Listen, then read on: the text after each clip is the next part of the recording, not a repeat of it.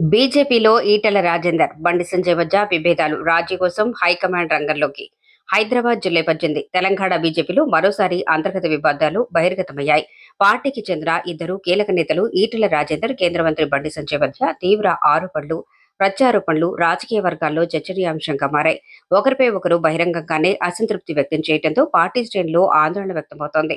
తన హుజూరాబాద్ నియోజకవర్గంలో బండి సంజయ్ జోక్యం చేసుకోవడంపై ఈటెల రాజేందర్ తీవ్ర అసహనం వ్యక్తం చేసినట్లు సమాచారం. రాష్ట్ర వ్యాప్తంగా తన రాజకీయ కార్యక్రమాలను అడ్డుకుంటున్నారని, తన అనుచరులకు పార్టీ పదవులు రాకుండా చూస్తున్నారని ఆయన ఆరోపించారు.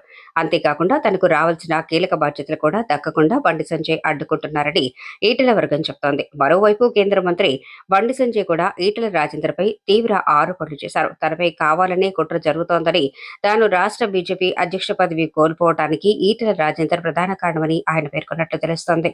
ఈటెలతో పాటు మరో ఎంపీ కూడా తన కుటుంబాన్ని రాజకీయంగా ఆభాసుపాలు చేసే ప్రయత్నం చేశారని బండి సంజయ్ ఆవేదన వ్యక్తం చేసినట్లు సమాచారం. ఈ పరిణామాలు తెలంగాణ బీజేపీలో వర్గపోరును మరోసారి తెరపైకి తెచ్చాయి. ఇద్దరు కీలక నాయకుల మధ్య విభేదాలు పార్టీ భవిష్యత్తు వ్యూహాలపై ప్రభావం చూపే అవకాశం ఉందని రాజకీయ విశ్లేషకులు అభిప్రాయపడుతున్నారు. ఇదిలా ఉండగా ఈ వివాదం మరింత ముదరకుండా చూసేందుకు బీజేపీ జాతీయ నాయకత్వం రంగంలోకి దిగినట్లు తెలుస్తోంది.